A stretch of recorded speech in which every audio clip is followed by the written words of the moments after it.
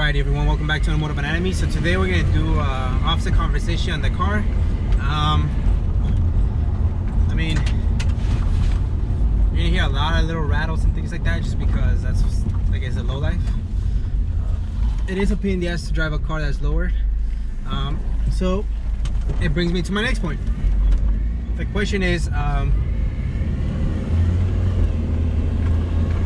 should you daily lower stance car? Now my car is pretty low, I guess I would say. I think mostly it's the body kit. The body kit is that makes it look lower than what it is, because the coilovers are not as low anymore as they used to be. And to answer the question is, I don't think it's bad to drive a car that stands or lower. I think the biggest issue that you run into is, one, how far is your commute? Two, what your tolerance level is, and three, the quality of parts that you buy. So let me break it down. Number one, right now, I used to actually daily this car when it was slammed, and I knew it was slammed because it was, it's a clean as a cord. I knew it was slammed because it had OEM lips, so there wasn't like this, I guess, false idea like the lips that I have now. They're really big, and so yeah, I know that that car's not a slam. So when I had OEM lips, that thing was dumb. Right now, as we're driving, it would freaking just be like, you know, upper control arms will be hitting left and right. Now, so that's the number one thing. How low would it be? It was really low, and two, my commute was not long enough. At the time I was working, when it was really slammed, I was working at a fast food like 2 minutes away from my house, so that wasn't an issue. Sometimes I would actually just walk to work. The other times, I had two jobs. So one of them was about 25 minutes away, and I would take my wife's old car, the one that I'm driving now, on the daily. I would take that to Santa Ana, which is about maybe 10 miles, less than that. And then I would come home, park it, make my breakfast, my lunch, and then go to my night job. And my job was from like 3 p.m. to 11 p.m. and that one was 8 minutes with all green lights. I don't know, 3 miles if that. That I would take Jackie, and the reason why I would take her was because I had the garage. So when I would come home late at night, I had the garage and I have to worry about parking.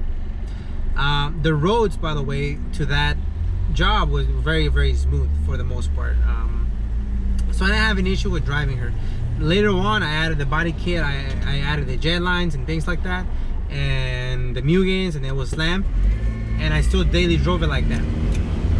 The only downside to that whole experience was I got a couple flat tires, and so at night I would have to freaking change the tire, you know, pain in the ass because the jacks wouldn't fit properly, so I had to put a wood under the tire and then, you know, go from there. So that was the downside to it. Other downside to it was the fact that I needed to get there really early, because if I got there when there was traffic, I wouldn't be able to slant into the driveways, and so that would destroy my lip. Now, so that was the first thing, how far your commute is. So for me at the time, it was feasible. I could do it, no problem. Now I can, because to go to work I need to drive at least 2 hours. I stay in a whole different entire city when I work. My actual commute from the place where I'm renting to the actual place where I work is not far, but I wouldn't leave this car over there because I would have to leave it over the weekend, and I don't really trust my neighbors. Let's put it that way, you know. So that's why this car stays under storage or in a very close parking where I know that the car is going to be safe. And again, for the wheels and things like that, people are always just looking to, you know, steal, for lack of a better word, take somebody else's property, and that's just not something that I'm gonna put myself at risk or with my car. And so commute, I think is definitely doable. If I work closer, I would definitely commute, and this car stands. I wouldn't mind it. You know, storage, I don't have an issue if I could keep my car safe. The other thing that I want to touch base on, the quality of parts. Now, don't know if you can hear it, but I think it's my wheel bearing I gotta replace, so I'm already working on that. But anyways, the quality of parts. When I had the car super slam, it was on function type 1s. Like I mentioned in a previous segment, it was what I could buy at the time with my fast food, I guess, I don't even want to say salary, but income. And later on I was able to upgrade to ground control and Kona yellow shocks. Super much better. I love the way you drive. They're much comfortable, no issues there. I think that if you are going to be driving a slam car, whatever the case may be, I would definitely say, hey, spend more money to make it as reliable as possible, because you are messing with the alignment, you are messing with the drivability of it. Obviously my car, I like just the aesthetic parts of it. That's not even getting into somebody who would you know, do E85 or flex fuel or go for more of a performance. Once you start messing with performance, man, it's cool and all, I guess, but I know I had one of the guys that I interviewed, and he's like, dude, my commute is 5 minutes away. It doesn't even make sense to drive my built car, because I legit have to warm up my car for at least 10-15 minutes before I can drive it.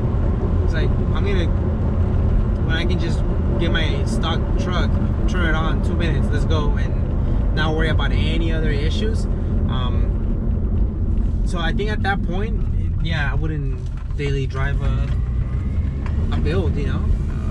But to me, I think the sweet spot for driving a car is something that you don't, maintenance wise, is or, you know, stock power, stock things. Maybe you just kind of wanted to mess with the suspension, some wheels, maybe not even as aggressive wheels like the ones that I have. Maybe you just wanted to go with some, you know, some specs that you're not gonna have to fender roll or anything like that. And honestly, it's fun. I love seeing people that, you know, when I'm on my drive to so I'll give you an example. My morning commute, when I go back to the city where I work, I have to take up the 5. And on the 5, I'm driving maybe at 4 in the morning. We leave from 4:15 and we get over there about 5:50.